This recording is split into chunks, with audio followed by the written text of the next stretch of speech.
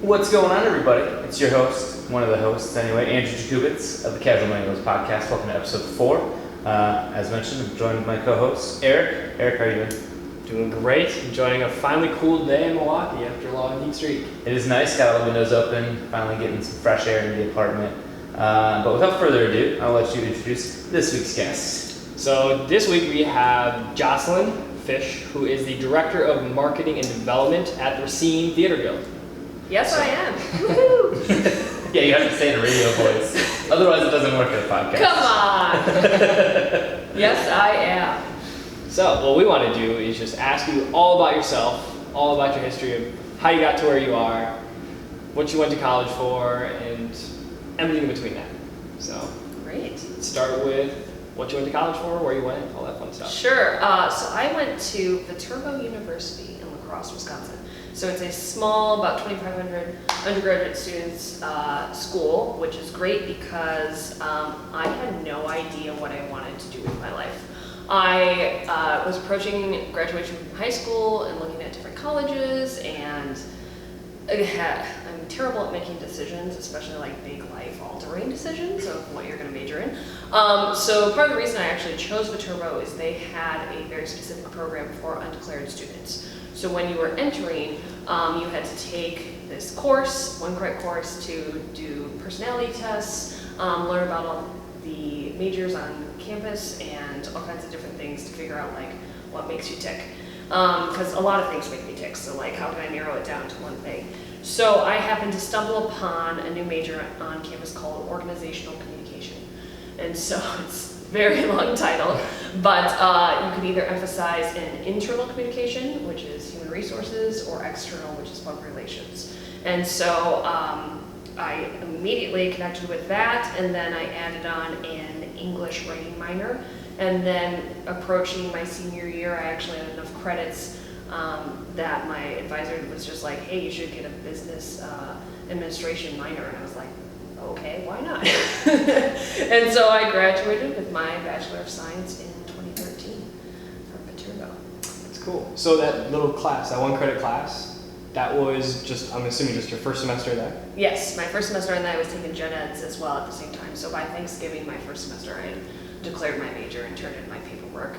And Viterbo was a phenomenal school. I can't say enough things good about it because it also, in a turn, helped me to where I am now even more, because I actually had a,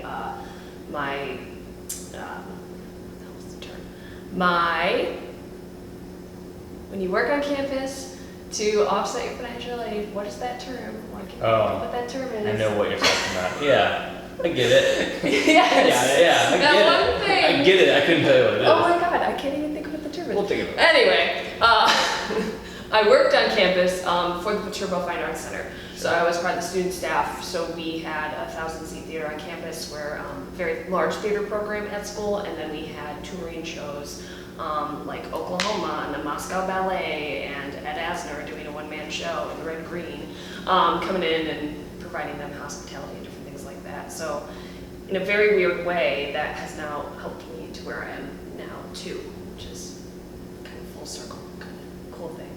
Right. So did you get into theater there, and then did you go into theater, working at theater right away out of college, or where did you start? No, I did not. So I was actually big into theater in middle school and high school. Sure. And mostly on stage, and then senior year of high school I did some stage management stuff. I've always loved theater, I've always loved the arts. But when I was at college, I had 2 internships. My first internship was with the La Crosse Area Convention Visitors Bureau. I was pretty much an events intern. I had specific events that I was in charge of, and then a volunteer coordinating intern. So my event was the Riverside Family Fun Fair.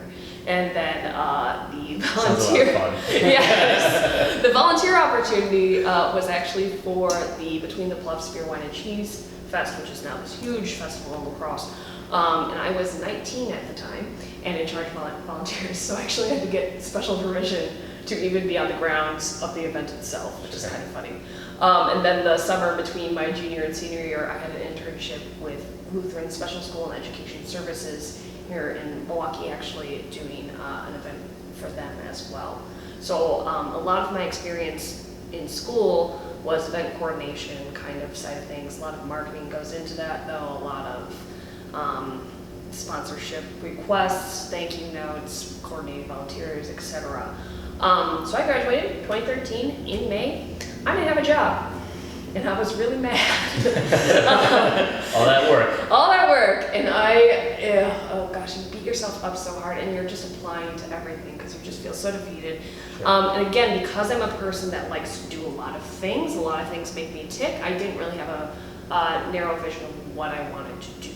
I could be an event coordinator, I could be a marketer, I could be a public relations person, I could be in Wisconsin, I could be halfway across the country. So it was almost overwhelming for me, the amount of possibilities, and I think that that's what really hurt me in that, is that I was just like, here's 100 resumes sent out everywhere without really thinking about what really, makes me really, really narrow in and tick on good things. So I worked front desk at a hotel in Wisconsin Dells for the summer, because I grew up near the Dells. And I actually ran into a former classmate's mom at a community event with my parents. My mom was like, oh, Joycelyn's looking to get into nonprofit work, because I really did have a passion for nonprofits, and I obviously still do. And she was like, whoa, I have a position for you. Have you heard of AmeriCorps? And I'm like, no, what is that? And so AmeriCorps is sort of like, the easiest way to describe it is the Peace Corps in the United States. So you are working for a nonprofit that combats poverty in some way. So there's regular AmeriCorps positions, so that's like people that go out and build houses for Habitat, and then there's AmeriCorps Vista positions, which is what I was, which is a capacity building position in an organization. So I got hired for a year through AmeriCorps to work for Habitat for Humanity, South Columbia area, and was technically their volunteer and recruitment Vista, but I did everything and anything. Marketing, grant management, grant writing, a lot of what I do now kind of started there. It's a very hard thing to do. You get paid on the poverty level because you're working with people in poverty. So it's kind of to get you in the mindset of the people that you're working with and trying to help. So I actually lived on food stamps for a year, which is a very humbling experience. Sure. Luckily I wasn't too far from my parents, so it's not like I was scrounging for food or anything like that. But it's really incredible too, because they let you forbear your student loans for a year, and then they give you a little stipend at the end to also offset it. So it's got its, and in general, it really did help me, again, really hone in on some skills that I had sort of been using, but hadn't gotten to use them to my full potential in my 3-month internships. And then also think about, okay, now I'm coming up to the end of this term, because it was a 1-year limit. And I sent out, I think, 7 or 8 resumes after that, and I had 5 job interviews from that. So it really did kind of help me do a reset and, bump me up to the top, because it shows you are committed to working for an organization, for their mission, because for me, it's more about the work and less about the money. If you're working for money, you're doing it wrong. I mean, obviously we all need money to live, but you have to have some kind of heart, some kind of passion into what you're doing to really make it worth your time, and especially in the nonprofit realm where you're doing 18 million things at once because you have such a limited staff, such a limited income coming in the door, sponsorships and things like that. You've got to just be ready to hit the ground running and do It's all hands on deck at that point. Yeah. Right. So that was a fun year, and then I actually ended up getting hired to be an events coordinator for the National Kidney Foundation of Wisconsin here in the Milwaukee area. So I actually lived in Milwaukee for 2 years and worked for them and planned 3 major events throughout the year, which is so funny to say because 3 events in a year sounds like nothing, in the scheme of things. And event coordinating is hard. hard. If you know someone who's an event management person or event coordinator, just give them a big hug. Because it's so hard. You're pretty much planning you're planning like a wedding every 6 months is how it goes. And then the event happens and it's done. You know, you've put in all of this time for this one day thing and then it's over. And then you start thinking already about next year. Yeah. So it's very difficult. But again, my title was events coordinator, but we had 3 full-time staff. So I was marketing, I was public relations, I was community outreach, I had my first summer there, I had 4 interns working for me, which is so weird because I was like 23 and, so I'm not much How old older. are the interns? They were like 18. Yeah, so I'm like not much older than these people. And it was my first summer there too, so I hadn't like quite gotten into those systems. So that first summer of interns, it was difficult for me because I had not really been in such a close supervisory role, and I was still learning the organization and learning. We had a huge event in the summer, a 5K to promote organ tissue and eye donation that brought in almost 1,500 runners to Madison. So like really cool event, but you're learning a lot on the go, and then you're trying to like also pull these interns with you. And then the second summer I had 3 interns and had to kind of figured out what worked well the year before and like how to assign tasks, because I'm very much used to doing things myself, because again, if you don't have a lot of staff, you're managing a lot of things, and I'm very bad at delegating anyway. So trying to set limits for myself and like tasks for them to do and help them grow too, because again, my internships really did help me, so I wanted to help them have the best experience possible. So that was really cool. That was 2 years. I started to feel, again, event coordinating is really hard, and theater has been a side passion for me. And I was volunteering at a theater up here in Milwaukee called In Tandem, just ushering and like hanging lights and stuff like that, and seeing a lot of shows. I kind of decided about a year and a half in that I wanted to be in the arts, and that's really where I wanted to go. And so I was very specifically looking then for a marketing position in an arts organization, hopefully in the Milwaukee market, because I really do love this city and I love the energy of it. Applied for a couple positions with like choirs, with art places, and then I randomly found in my giant list of emails that I get every day of all the job alerts, this tiny little newspaper clipping from the Racine Journal-Times looking for a director of marketing development for the Racine Theater Guild. And I was like, oh, that sounds interesting, cute little community theater. It was probably literally like 200 words, maybe. So like not a lot of information, but I sent my resume and sent my cover letter and almost immediately got an email back. Did my first interview with 4 people, my current boss, and then 3 people from the board of directors, and loved it. I walked in, Why? It was home. It was automatically home, which was such a cool feeling to just go in and feel like I had known those people for years. So it was the people and less of the actual place? Yeah. Okay. I mean, the venue we have is really cool too. That was the very first thing I got to do when I got there. I don't know if it was the first interview or the second interview. But my boss took me on a walk around the theater, because we have our own theater space. It's a 400-seat theater that we built in 1976. And it's amazing for a community theater to have a space like that. It's professional level. It's designed after, what I said to him was, oh, this is like the Guthrie in Minneapolis, because the Guthrie has we have a thrust stage, so it goes out into the middle of the audience. And I had seen a show of the Guthrie. He's like, yeah, we toured the Guthrie when we were building this to help us with our design. I was like, oh, very good. But it was just, I walked out that interview and I couldn't get over how comfortable I felt immediately there. So I was invited to actually see a performance. They were doing a show, and got to see a show.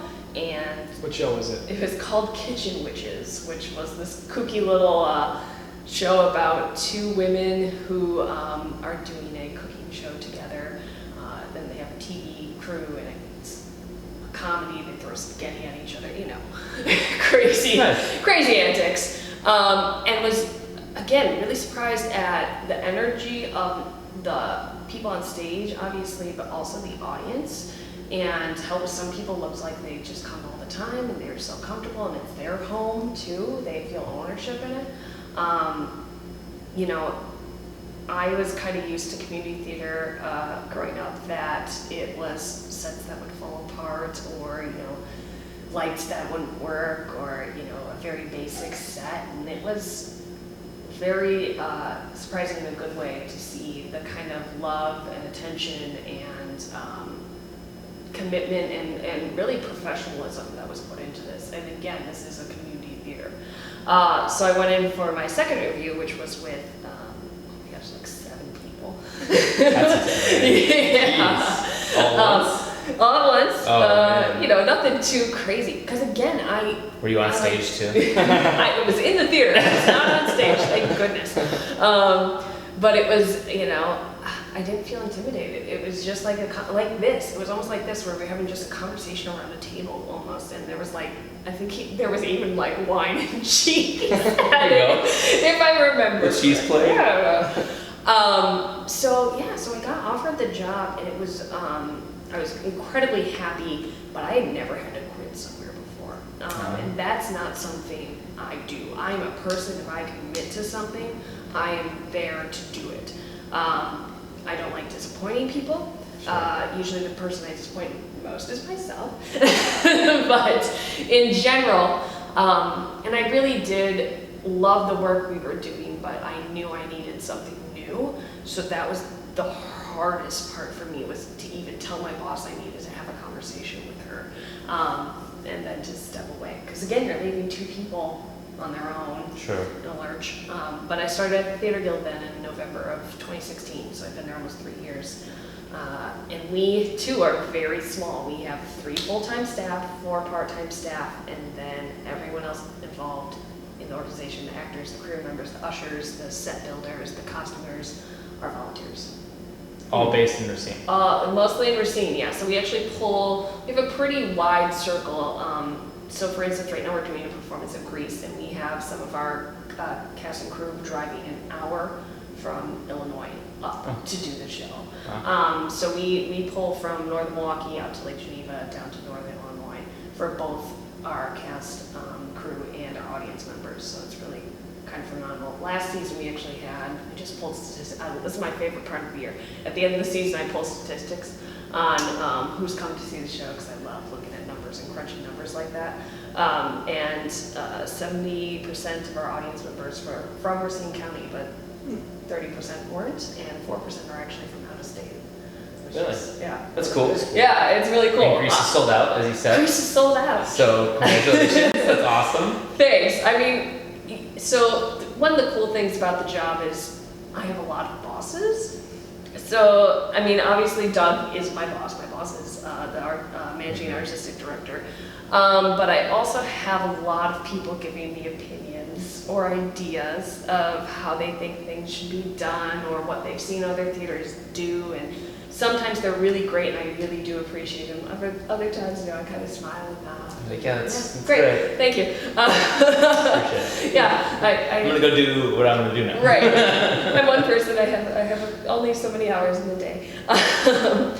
But it's also great because the way the organization runs, it's successful because of those people that are giving their ideas, and that are they have such ownership in that place.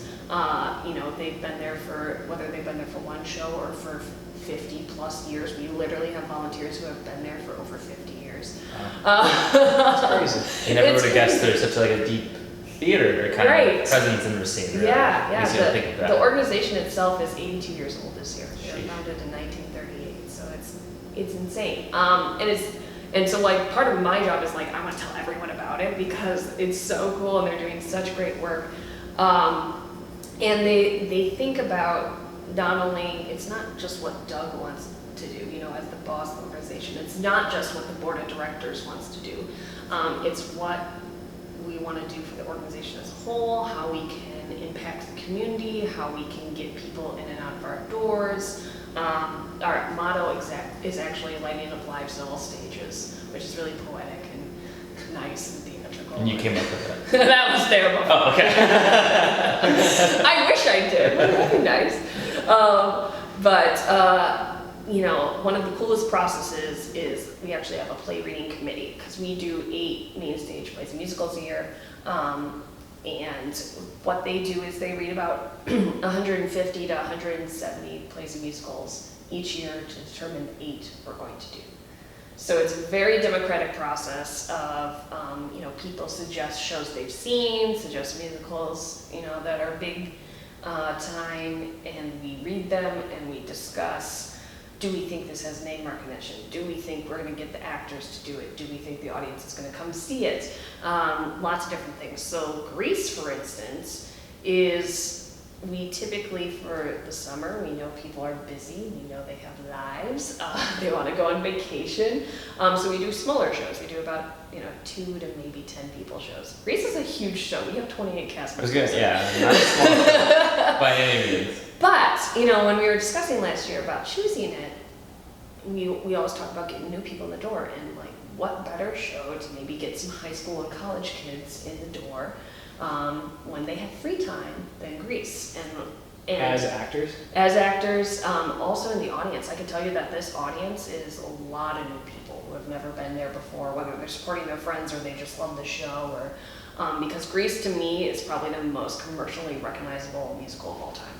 It's such a pop culture phenomenon that I actually will honestly tell you I probably did much less of my regular marketing than I have to do, because it was just gangbusters from the day we announced it.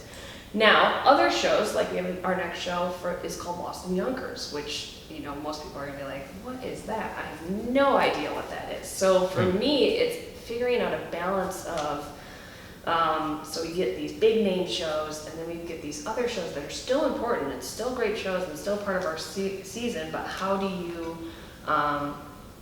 let people know what they are and describe them when you only have about 2 seconds to catch their attention and to really sell what this show is about and why you should come see it. Mm-hmm. So, but obviously marketing shows is a big part of my job. I also do a lot of community outreach, which is kind of how I met Eric in a way, and do a lot of development too. So that's obviously the fundraising side of things, because we can't function if we don't have money. We have a huge building that's 42 years old, and right now we're working on paint and then next gutters and roofs. Always something. Yeah, always something. So we're lucky in the nonprofit realm where we have a steady income coming in the door from a show.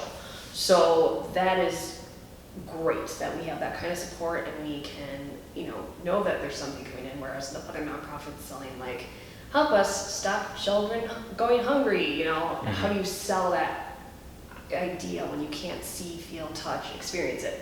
You can see, touch, feel, cry, laugh, whatever over theater. You can do so much. So it's a good thing for me where I can just say, hey, you've been to the theater, why not support it? Why not support this next thing? But is it more individuals or businesses that donate, actually? Depends, but mostly individuals, actually. And it's, we are so lucky because people will give $5 here or $10 there. We don't have to necessarily rely on $20,000 donations coming in the door, which is great. Now, would we love those? Sure. Never say no to that. Never say no. But, it's those $100 donations add up really quickly when you've got lots of people giving them. And it floors me how much people support us. And, Racine's got a very prominent group of large businesses as well, like SC Johnson, CNH, all kinds of different things that are trying to support the community in other ways too. So we do typically get grants or apply for other funding from the bigger corporations in town. So I get to do a lot of stuff. Which is fun, because it probably keeps your mind busy, especially for somebody who has a lot of different things you like to do, right?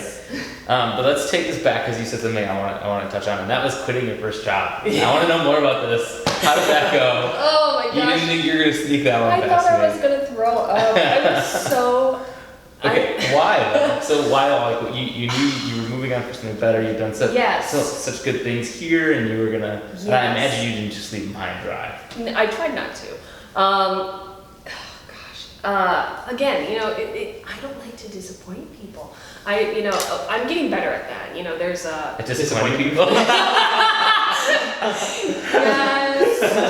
Oh, the worst. Or I guess the best at it, wouldn't it be? But I'm getting better. There's a great book called The Subtle Art of Not Giving an F. Understanding what you should care about and what you should invest in and give your time and love and power to. But again, it was an organization I cared a lot about the cause. The work was really getting to me mentally and like emotionally. I was just drained. And it's scary to kind of put yourself on the line like that because you don't really know how people are going to react. You know, your boss, sure. Whether your boss flies off the handle or handles it calmly or, and I knew it was going to be hard for them too after I left because it's not an easy position to fill and there's no good time of year to leave when you're working on, one event after the other. So it was really, it was a very short conversation it ended up being. And once I did it, it was such a huge relief to do it, but, oh gosh. So were they surprised? A little bit, yes. Yeah. It was a very good party. I mean, we've actually connected a couple times since then, so it's not like, I burned bridges because. Right. You never want to do that. Yeah. Especially in Milwaukee. Yeah. Everyone knows everyone.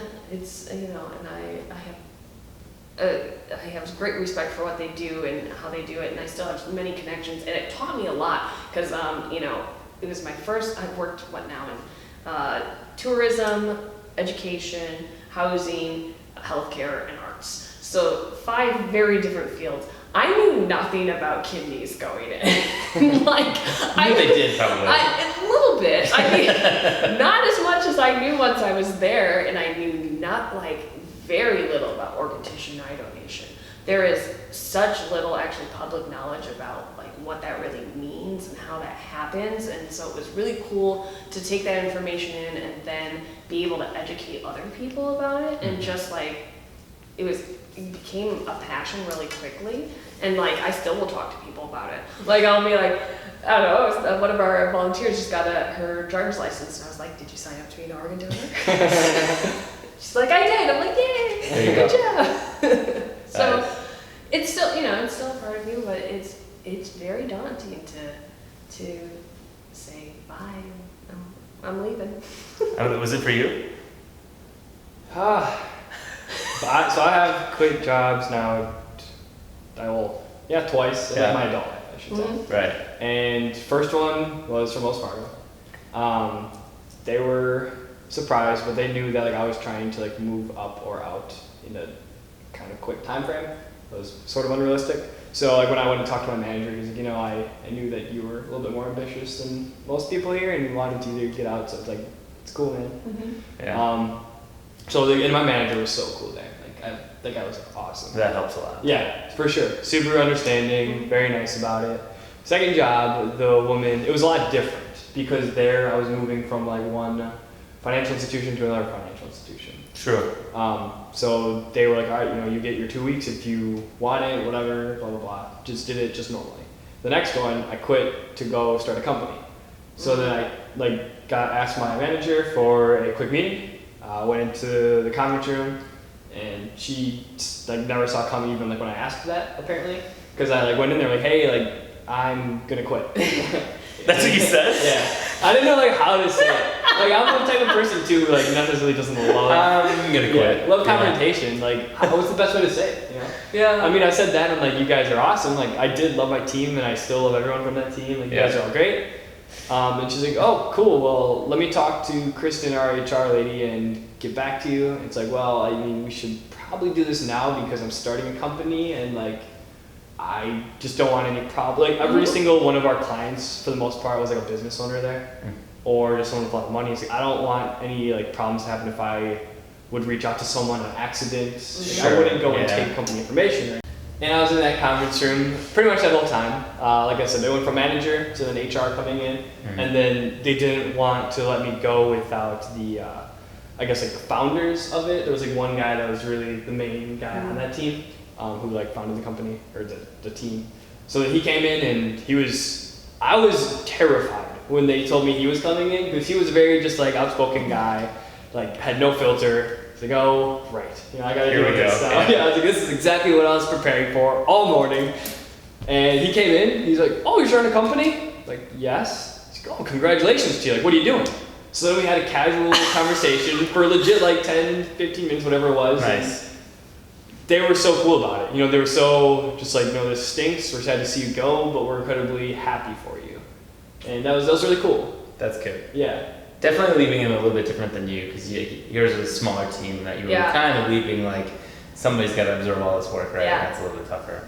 I mean, I guess when I quit my 2 jobs I was kind of more excited to leave, so it was like happy conversation for me. When I left Baker Tilly, it wasn't a surprise to my partner at all. He was just like, "Oh, where are you going?" And I was like, "Oh, I'm gonna go to a startup." And he's like, "Oh, that sounds like something you'll really enjoy. You'll really be able to make an impact there." Obviously keep in touch. Didn't burn any bridges there at all. And then when I left my startup most recently, they were being acquired, and it was a little bit messier of a breakup, I would call it, but it wasn't a surprise either that I was leaving. You didn't go home and like blast sad love songs. I wasn't the one who say that. The company may have been at certain parts. The COO did. I'm not going to say it. It's all right. That part out. It's a weird experience working. It is. It's good. I mean, I'm glad I did it. Like, obviously, like I'm in such a good place now. I just feel better and like love my work. But I just that entire day I was so just not confrontations, saying goodbye, all that good stuff, and then figuring out like, okay, when am I actually going to be done? Are we going to do 2 weeks? Are we going to do 3 weeks? Yeah. How long did you give them? I said 2 weeks and got told that's not enough time. That was really the only kickback I got, and I said, okay, that's fine. I can talk to Doug about a new start date. And then we had a huge conference actually that Thursday they came back to the conference and were like, actually, it was like November 1st I did that, I think. Actually, we want your last day to be November 15th. And I was like, oh, okay. So it was really a week and a half. And then I was done. To work with the pay periods, which made sense. So it was just like, oh, okay, I'll wrap everything up, tie it in a bow for you, here it is. Done. I tried to leave, all my files and stuff like that. I was much more organized in that job, I will say, with my filing system than currently. That's one thing I've kind of lost along. Your organizational skills. Yeah, you should not see my office. Your office is a little messy. Yeah, it's a tad scary, and it gets scarier. And I keep saying, my goal this summer is to get it cleaned. You said that. I know. So. Just gotta make it happen. I just gotta make it happen. I just gotta. August is. Put it under the bed. August, quote unquote, is our downtime, so that hopefully will actually happen. Well, it starts in 2 days. So. I know. Clock's ticking. Yeah. Start cleaning Thursday. Right. Oh. So, question just kind of on that. So downtimes. So I guess not necessarily with that. Yeah. So you said you had 8 shows this year. Mm-hmm. You have 8 shows. Have. Do you guys do? Is it 8 every year? Yes, and so it's 8 main stage shows, 4 jazz shows, 4 children's shows, 4 comedy shows, 3 concerts, classes, and then we also do rentals. That's a lot. So this year, yeah, I know. Sheesh. Yeah. So 8 shows, each of them has about 8 to 13 performances. Oh, wow. So this year we have 8 to 13 each. Of each of the 8 shows, yeah. We have 165 individual performances happening on each stage. This on just the normal ones. Yeah. And you said that's center stage. Yeah, that's the main stage show. That's all of our series, quote unquote. Huh, that's crazy. Wow. How many of those shows, if any, are like repeat shows from the year before? Like, is there always like one you do every single year? No, this year none of them are. Every so often we will do a repeat of our winter show, especially because it's usually a large musical, and once you have it created, it's easier to do it the next year, especially at that time of year when everyone's thinking about the holidays and stuff like that, to remount it, and you've already got the set built and you have the costumes. We always do re-auditions, so it's never the same people. The most we've done in a row is 3, and that was Oliver, Annie, and Scrooge the Musical in like the late 90s and early 2000s. They did them 3 years in a row. We typically like to do in our play reading process of choosing things, we like to wait about 20 years before we do something again. Whoa. So we actually have, I just finished it today, it should hopefully be launched again, another end of the summer goal. We have an entire list of our production history, all 400 and I think it's like 90 some shows we've done in 82 years. Crazy. That I'm working on getting our entire production history up on the website. So we've done a few shows 3 times through our entire history. So like last year we did Blythe Spirit, which we also did in the 70s, which we also did in the 40s. So, and we have a really cool, one of my favorite places in the theater is an archives room. We actually have a volunteer who has been working to gather archives from our entire history. So we have photos from, not our first season, unfortunately, but from 1939 on.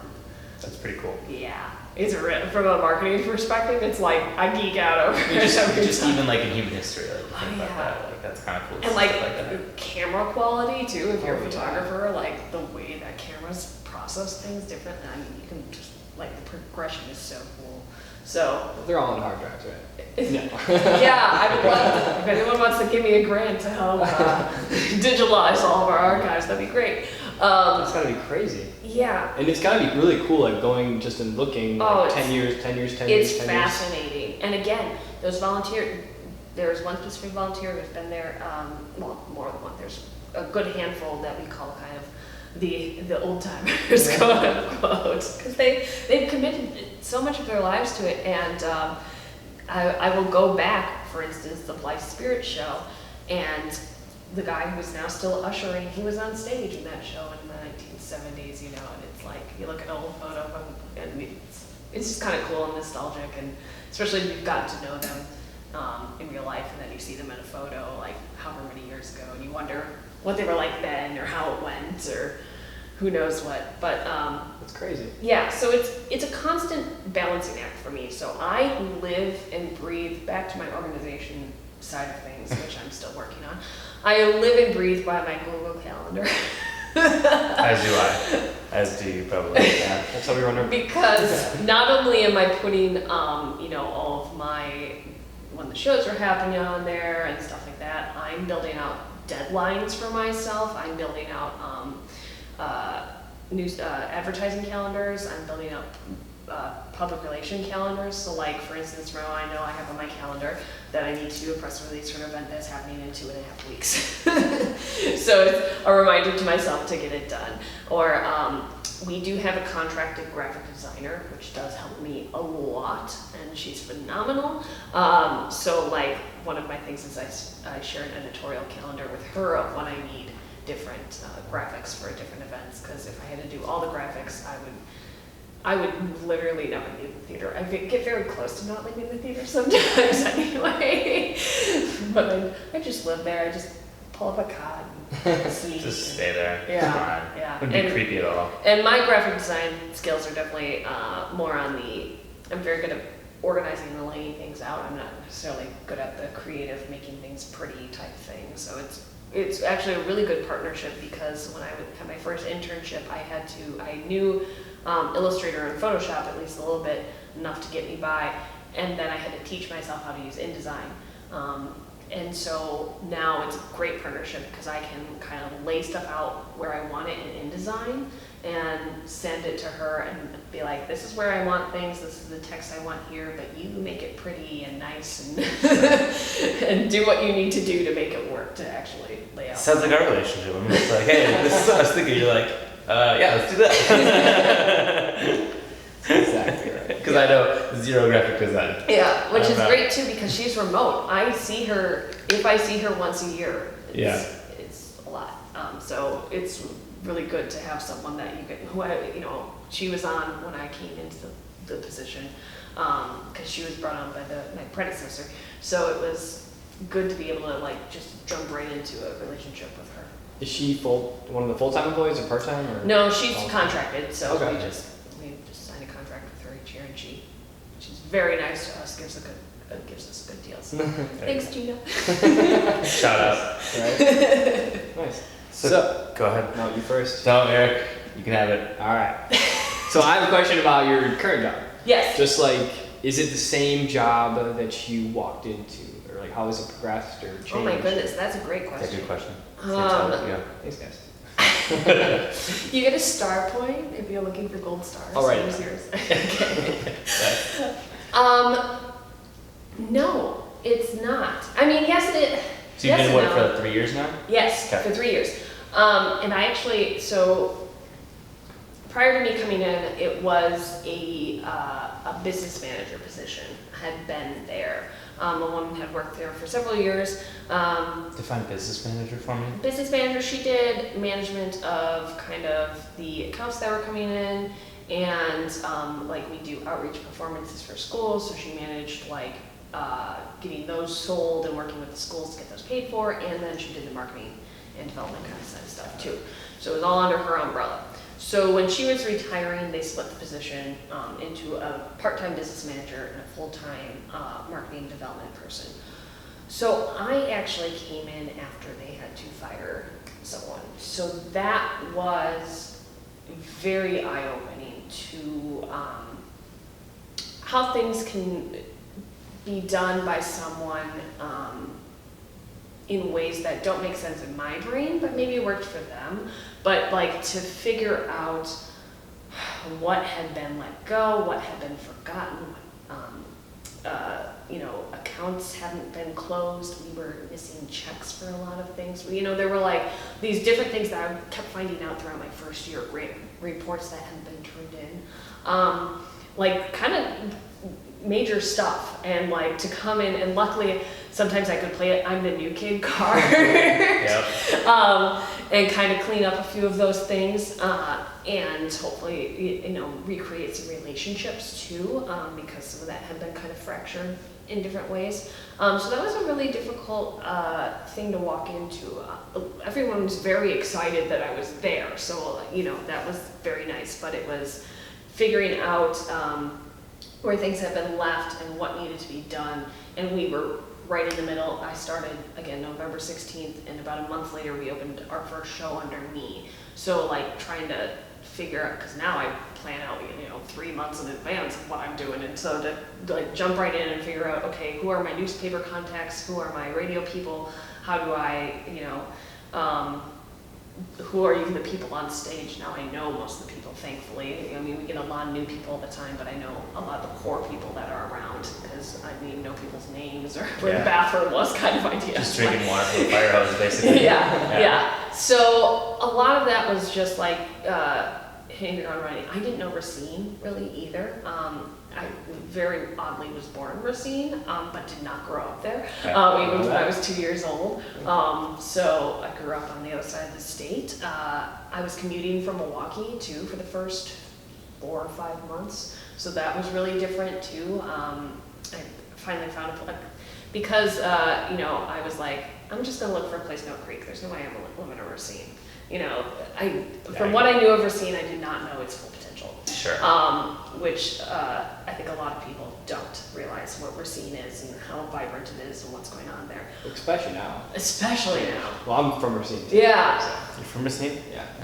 Learning something new. Man. Right. And we both pronounce it correctly, as you can tell. Racing?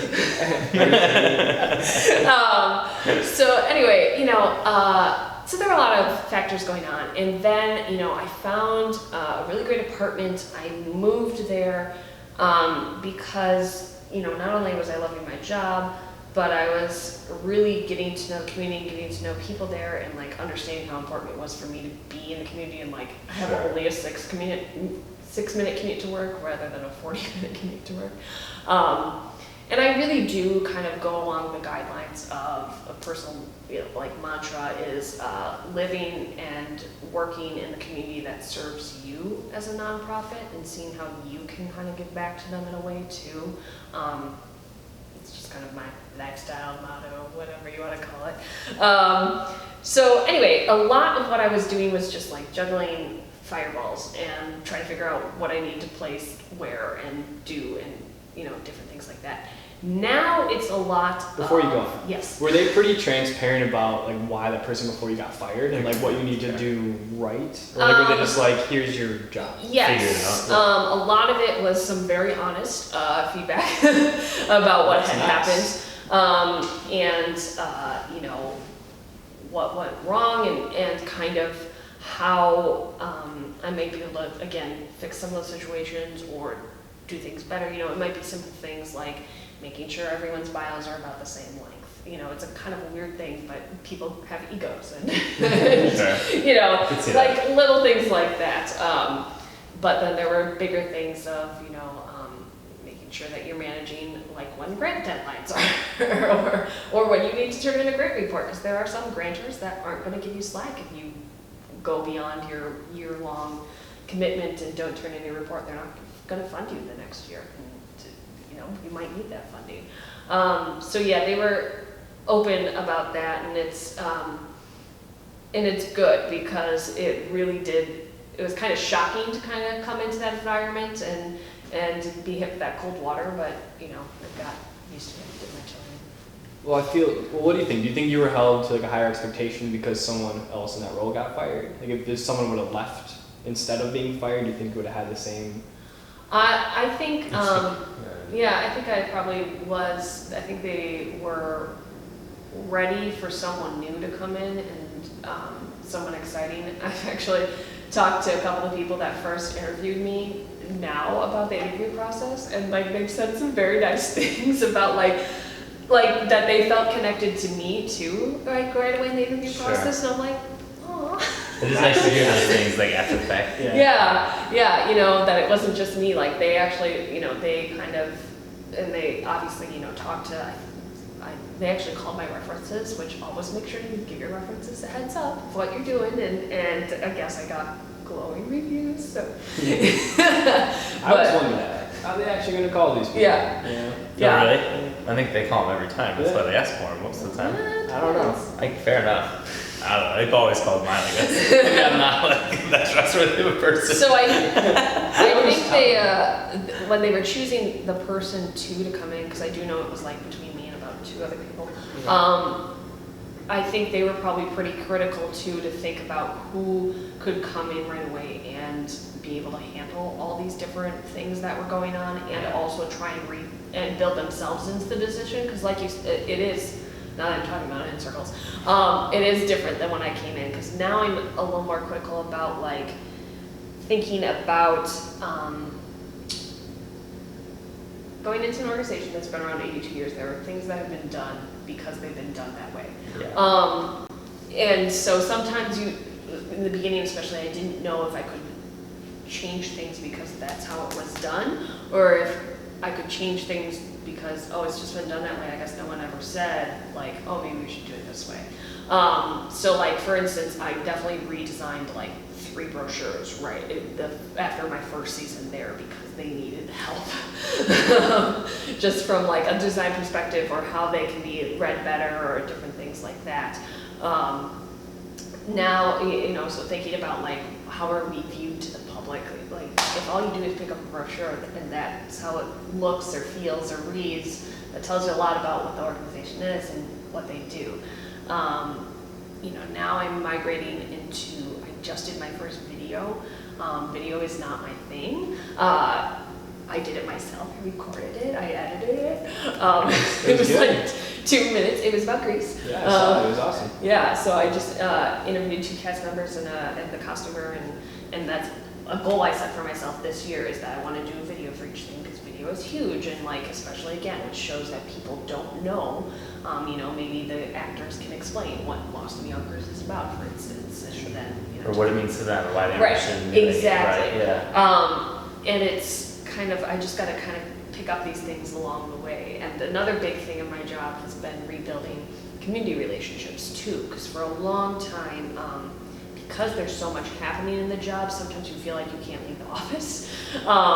So like, I have spoken to Kiwanis, I've spoken to the Rotary, I've gotten involved with Visioning of Greater Racine, I've, met with the mayor's office. I've just been trying to rebuild our circle outside of our company itself. I'm going to be at Party on the Pavement. I'm at the zoo when they have community events with a little table and information. I mean, that sometimes people think that doesn't do a lot, but it does, especially if my opening line can be, hey, have you been to the Racine Theater Guild? And it's either a yes or a no, or they share like, yes, I love coming. My grandma takes me all the time to see Packy and his children's shows. And, so it's really easy to make that quick intro and talk to people. And there's a huge flood of people coming into this corner of the state. Not only Racine, but Milwaukee, Kenosha. All kinds of people new who don't know who we are, or have even lived in town 10 years and never stepped foot in the door of the theater because they might think it's like the community theater I grew up with. They might think, theater's not for me, but maybe they didn't know we have a comedy series too, and they can come watch improv shows or stuff like that. So I didn't know that. Yeah. I love improv. And you grew up there. To be fair, the time we toured, gave me a tour of that place. Yeah. It was the first time I've ever seen it, so. There you go, otherwise they may not know it's there too. So, I have a question where you were kind of talking about how you kind of changed some of the processes, because in every position I've been in, the one thing I hate is the word, I do it because it's always been done that way. It makes zero sense to me. If you can give me a logical reason why you do something, I'm totally fine with it. But I think, there may be people listening to this that have those same issues and want to change things, but don't necessarily know how. So were you just given full autonomy to be like, go do whatever you want, or was there approval processes that you had to go through, and how did you handle those conversations? Both. So again, the really nice thing about being a small organization is that I'm my own boss. I mean, obviously Doug is my boss, and we do have a board of directors. With a nonprofit, you do kind of answer your board of directors. They're there to make sure you're on task, you're fulfilling your mission. Our board of directors is great too because it's half community members, so that's people who aren't necessarily involved at the Theater Guild. They might be business owners, they might be engineers in town, who knows what, and then half membership. So that's volunteers at the theater itself. So it's like a really good balance of ideas and things. So, sometimes I'd come to them with an idea of, we got approached about doing a community event, and I wanted to get their feedback if they thought it'd be worth it for us to spend our volunteer time at that community event rather than at the theater itself. And we had an open discussion about it, and, they advised me as to what they thought we should do. It wasn't really an official vote or anything, but it was, it was great to have 20 people's opinion, and it was very consensus actually of how we should approach things. Did you leave that conversation, or did you just say, hey, this is what I think we should do and why? Or were you just like, hey, these are two options? I actually listed pros and cons of why I thought it would be good or bad. So I kind of did both for it. Because I'm at every board meeting, which is nice. I obviously don't have voting rights because I'm an employee, but I get to give reports and fill them in on different things. Video has been something, for instance, that I really wanted to do. I just didn't know. I felt like I didn't have the skill to do it. And B, time is obviously, a big thing I get to play with. So that was something, that's been brought up to me multiple times of different people being like, hey, we need to do more video stuff, or what do you think of video? And I'm like, yeah, it's great. Do you have time, resources, money to help me? And finally I was just like, what, I'm just gonna do it. Especially Eric had a really good point during YP week. We had a little panel where he was just like, create content. What's YP week? YP Week is managed through Milwaukee. It's a statewide initiative, now a nationwide initiative for young professionals to come together for a week and talk about and get involved in different things that matter to them. So we hosted one in Racine, and we actually had a social media panel that we invited Eric to be part of, and I moderated. And I deal with, again, I don't want to disappoint people, so I get very stuck in my head about doing things spot on or right, and then I beat myself up. Like, one thing I do is I write everyone's bios in the playbill, and if I spell a word wrong, or if I don't italicize something because I'm a good writer, I'm a really good copy editor, except for my own content. Yeah, for sure. I can understand that. And a lot of it I have to get out so quickly, I don't have time to breathe, take a step back and reread it. So I actually have a couple of people who are volunteers at the Theater Guild who I call my eagle eyes, who will like text me and be like, hey, you're missing a word here, like stuff like that. So it's really great. But you know, I finally was like, okay, I gotta stop just thinking about like all the ways I can't do it and figure out, can I do it? And, you know, I can't just keep convincing myself I can't. Right. If I'm not going to try it, and I love that. Is that a good pull quote for you? Eric Hess helping Theater Guild in Racine headline it. Yeah. So it was more of me kind of taking initiative, because that's one thing I try to do a lot. Is if I do think that there's something else I can do to make something better or different or change it or alter it, or I'm really like, okay, we got to do it now. Or I have a really good relationship with my boss. We talk about everything and anything, and so he's got a good mind of what works, what doesn't, because he's been there 26 years. I think this is his 26th year.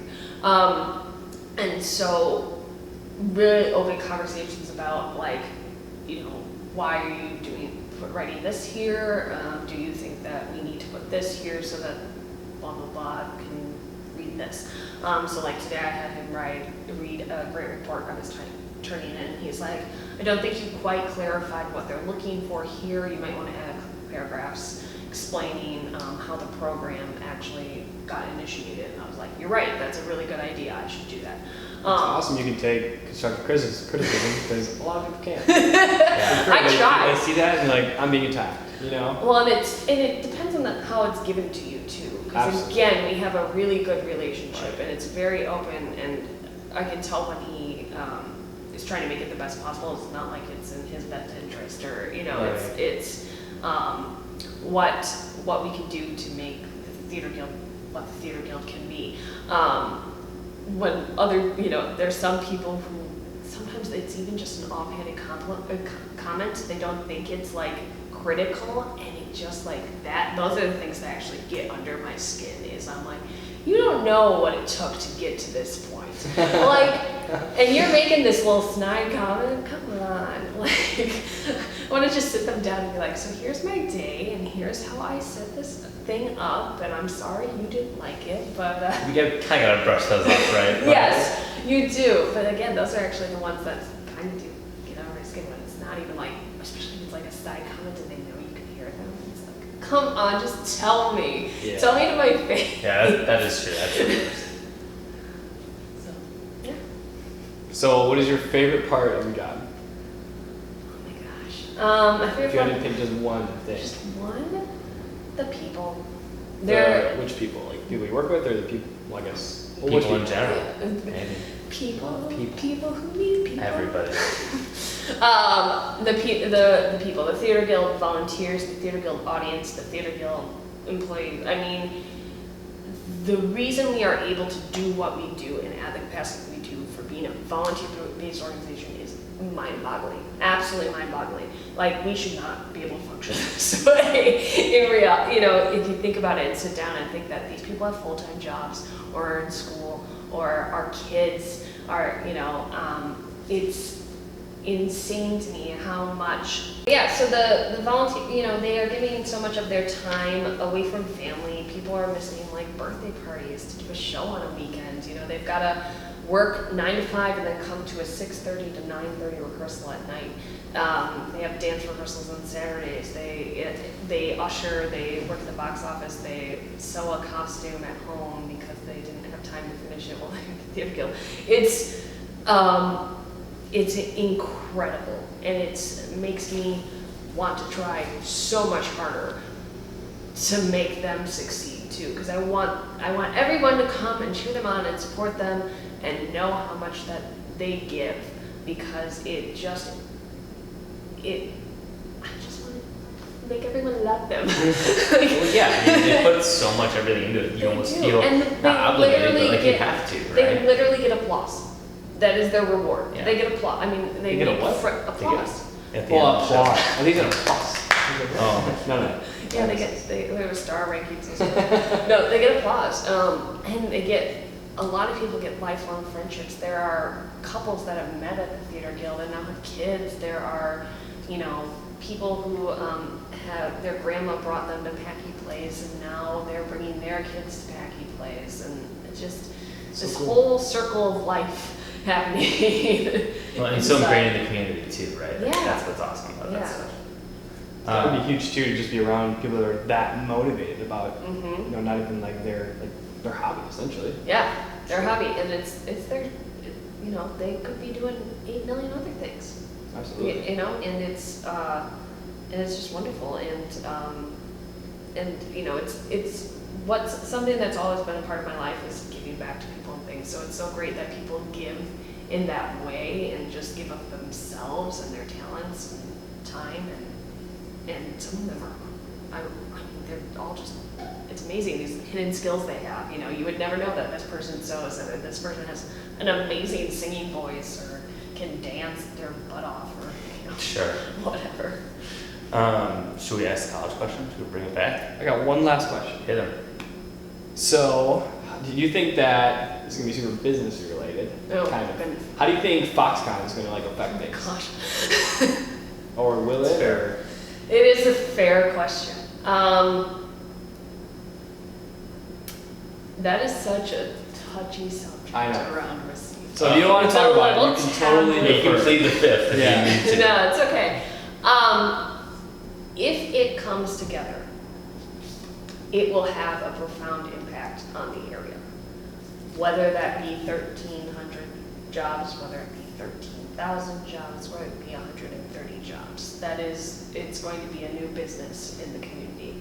I do worry that it won't come together, but we will be okay even if it doesn't. Will it help you if it does?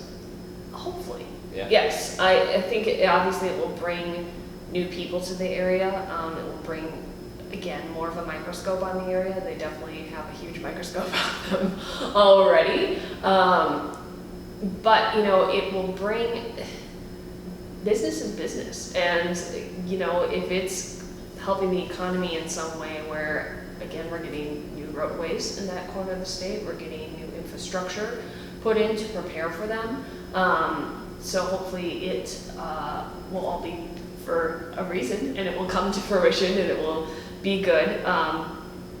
But there's also they'll be competing with other great companies in town. We again already do get a lot of support from some really amazing corporate organizations in town. So hopefully, one of my big hopes is that if they do come into the area, that they're going to put that same love and care into the community, like a lot of these other big companies have.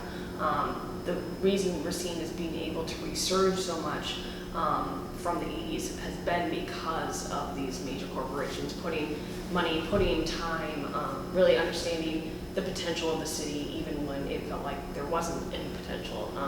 So that's my big hope, especially from the nonprofit standpoint, is that they're going to really support, because Racine has a ton of nonprofits. That's the other thing. There are a lot of people working with their heart on the sleeve out there for a lot of different causes. So hoping to really boost up Racine to its full potential, boost up these nonprofits to make them better. That would be my big cross the fingers. I'm just kind of curious, how if you guys have been talking about that a lot and stuff. So that's Not a lot. plenty of an answer. It'll be interesting to see what happens, that's for sure. If everybody in the state. Yeah, absolutely. All right, so let's bring this all the way back to where we started this conversation. Sure. College, you went, graduated, got a really good degree. It seems like it's helping you. Would you do it again, and do you regret it at all? Oh my goodness. It was so my older sister is incredibly intelligent. Shout out to Caitlin. So when she was 2 years older than me, so I actually started touring colleges when I was a sophomore, underneath her. And it was really kind of an eye-opening experience then, and she knew exactly what she wanted to do. She wanted to be an immigration lawyer. So she had her path down. Very specific. Yes, well, lawyer. I think immigration came maybe a little later, but Okay. very specific path of things. And so when I was approaching my senior year and had no idea what I wanted to do, my dad suggested to me that maybe I should consider going to the 2-year college about 20 minutes from my home and doing that first. And I was not going to have that. I worked very hard in high school. I definitely was not, top ranked in my class, but I did very well in high school, and I did not work my butt off to go to the 2-year college up the road. A lot of people I know did and have good degrees from that, and great for them, but that was not what I needed. I really needed that kind of guidance. Again, that guidance I got from that class in my freshman. I almost think, it sounds weird, but I almost encourage a lot of people to go into school undeclared, because there are a lot of people you talk to who go in and they change their major like 5 times, or they get into, or maybe they're in pre-med going to be a chiropractor, and then they get into the actual like internship training experience of being a chiropractor, and they're like, oh, I don't like this, because there's a lot of pressure to like choose your major because you're going to get scholarships based on what major you chose. I missed out on a lot of scholarships in high school because I didn't know what I wanted to do.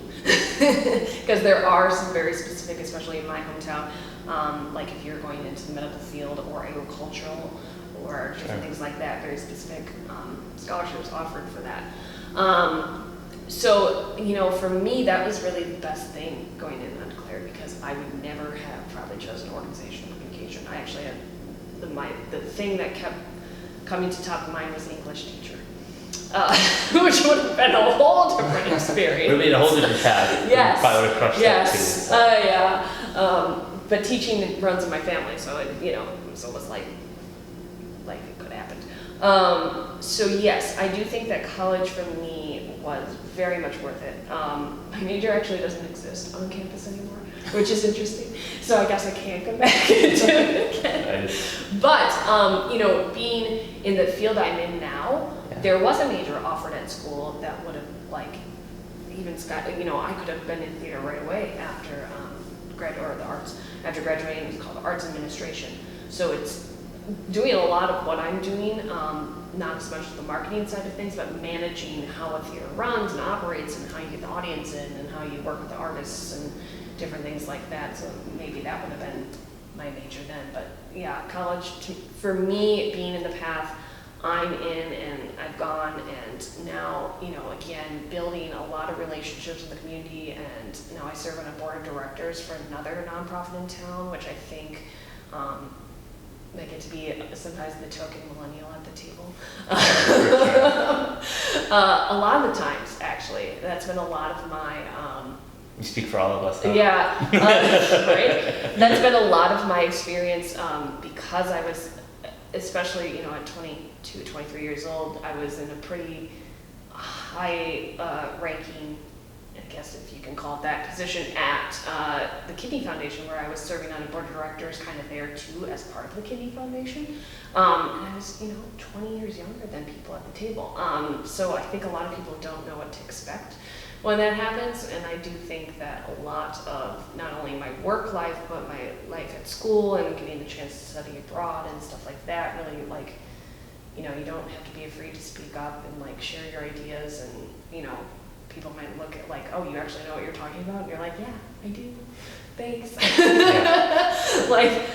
have a degree for a reason sometimes, or Have you had any really bad experiences about that, or somebody just refuses to listen to what you have to say because you're younger? Not really bad, but I will say that I've been mansplained to a couple of times, and I think that being a woman and being a millennial at the same time, sometimes you get a double-edged sword. And again, I'm pretty bubbly, and I'm pretty I can be very open to things, but I actually can also. I've had to manage a meeting. I've had to call together the adults, quote unquote, in the room and be like, hey guys, we have to think strategically about this, and we can't just keep talking in circles. And so I think that it surprises people sometimes that I, especially since we've all sat in so many meetings that aren't meetings, however many times in our lives, that you can say what you need to say and bring everyone together and hopefully come to conclusions and work together and sing Kumbaya. do what you're supposed to do. All those good things. I think it's one thing that is very intimidating. I mean, you would know too, being in the corporate world, being young and having ideas, but being in a room with people who have 10 more years of experience or 20 more years of experience, like maybe not having the self-confidence to sit there and stand up, or feeling like, I don't know what I'm talking about, they do, kind of a thing, and just being confident enough to be like, hey, this is what I think and why. And it's gotten a long time to get there, and that's nothing that's taught to you. I mean, that's just something you've got to kind of figure out. I do definitely, I can tell sometimes when people get thrown off of how young I am. They don't maybe realize that, and again, now I'm older, so. But they didn't always realize, like, I was going to be the person that showed up at the meeting, like this 20-something, you know, I actually, one of my old bosses always said that I was 25 going on 35, just because I try to carry myself. It's just something that's been instilled, and like I've worked in different fields and things like that.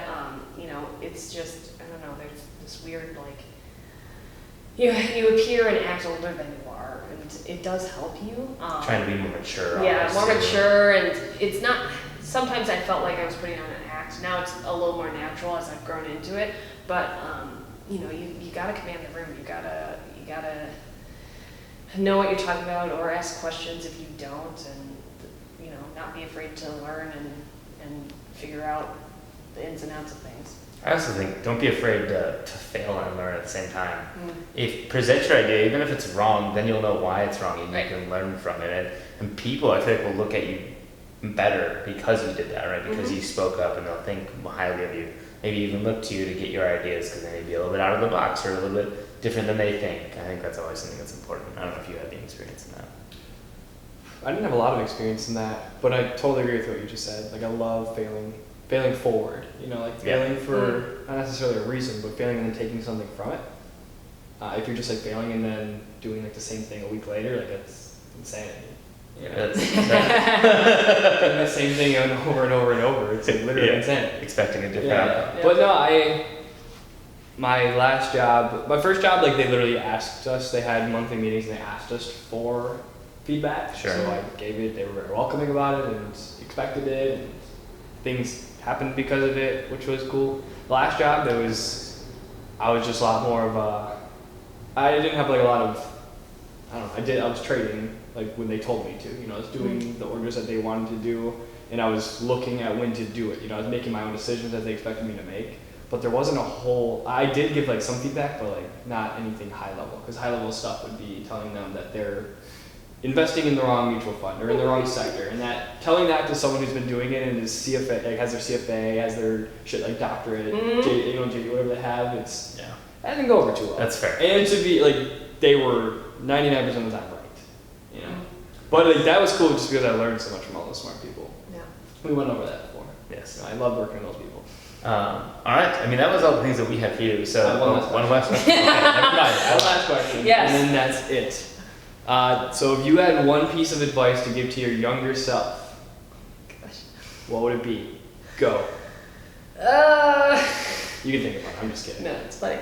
Well, you know, again, I was talking to you guys before we started recording. That was my 10-year high school class reunion this weekend. You know, I know most of the people still, and like Facebook is obviously a big thing of our lives now, so it's not anything shocking. But to be in that situation again with those people around you, obviously you're all very in different paths and things like that now. I realize how different I am from who I was 10 years ago. I don't think I would have told you that, but it was just fascinating to kind of see. You know, there's a lot of things that I did, like in high school and middle school and college, obviously, that have built up. Like, I was on student council, I was class president, I was, you know, part of the Wisconsin leadership seminar. So like, I did all these things that like in high school I just kind of did because they were available and I wanted to be like a good student leader and stuff like that. My mom encouraged me. Looks good on your resume. Yeah, exactly. Looks good on a college application. That's right. That's why I was a Girl Scout until I was a senior in high school. You know, so I think the thing that I would say is that like hone into those opportunities more. You know, again, don't ignore what makes you like excited. I was a big theater kid. I loved hanging out with theater people and how open they were to things, and I did feel like a misfit a lot of the time with some of the other circles in the school. Not that I wasn't unwelcome anywhere, but it was I was kind of in a weird spot because my mom's a high school chemistry teacher too, so like a whole thing there. But it's, I think if I had realized earlier in the scheme of things that you can take something you're passionate about and put it into your work and make it successful, like I had a big mentality, especially when I graduated college and wasn't sure what I was doing, of I want the arts to be a hobby. I don't want it part of my life, a part of my work, because my work takes up so much of my time. I thought my work was my work. And then when I made that decision to switch and put the arts and my work together, and now I just feel so grateful every day to be where I am and to be doing what I'm doing, and I'm not on stage and I'm not necessarily working a show, but I get to kind of have those same experiences and feel that same like kinship that I felt before, but also like be a badass managing, or what does Michael Boss call me every so often? Oh, a marketing goddess. Nice. Be the marketing goddess too, and take, let's say, those leadership skills I had also in school, and that little bit of love I had for theater, and those people that I met, and those memories that I have, and like figuring out how to piece that all together sooner would have been really kind of cool. That's I'm glad it came together when it did come together, but like, yeah, don't ignore your hobbies, because those might really be what actually is going to make you a successful adult, successful in your career, and make you some really good friends. Love it. Yeah, great answer. Literally had me thinking, I was like, made me think about like, maybe I went down the wrong path, but it's fine. Just reevaluate the whole career life. counseling? Maybe. I really think my pro skateboarder. Yeah. Yeah. I hope You you still didn't got the look like backwards that. hat going I on. don't know what that was. Okay, so I don't have any more questions. Use your list done. That was my last Now, question. do you have any questions for us? Is there anything that you wanted to talk about on here? For sure, plug the Theater Guild where everybody can find you. But yes. anything else that you want to talk about? The floor is yours. Oh my goodness.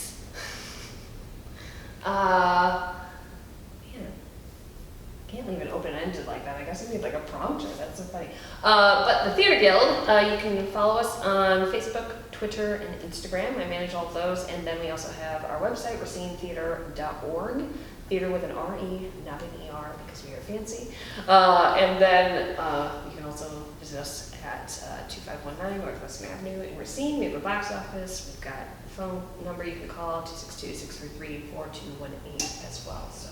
And when is the next show? When are those showtimes? Because Grease is sold out. Well, Grease is sold out, and then we have our class to stage production of Schoolhouse Rock Live Junior coming up August 16th and 17th, and then we have the Ladies of the Grand Ole Opry August 24th, and then we have Lost in Yonkers coming up in September. So it's just one thing after another. There you go. But different things to look forward to. If you're Different going to things. check it out, Yes. that's for sure. Yes. Because variety is key. Oh, The yes. spice of life. Exactly. Also, kind of what we're doing here. Like Yeah. 3 very different guests on the last 3 episodes. So a lot of fun, a lot of different personalities, a lot of different things to talk about. We appreciate you listening. You can follow us on all social media, the Casual Millennials Podcast. Pretty sure that's the app for all of them. Just go ahead and search. Find us on every streaming platform available. Please subscribe, please like, please review, and share, because that's the most important thing you can do for us is share this podcast. And then tweet at us. You can find me at Jakubitz, at Jakubicz. Pretty much anywhere on social media. Andrew Jakubitz on LinkedIn, Facebook. If you want to connect with me there, let us know what you liked, what you didn't like about the podcast. We are always looking to improve, and we always appreciate compliments. So feel free to give those up. Eric, where can I find you? We went over this last time and I actually figured it out. Nice. Eric underdash has 22. Is it underscore? No, it is underscore. Dang it.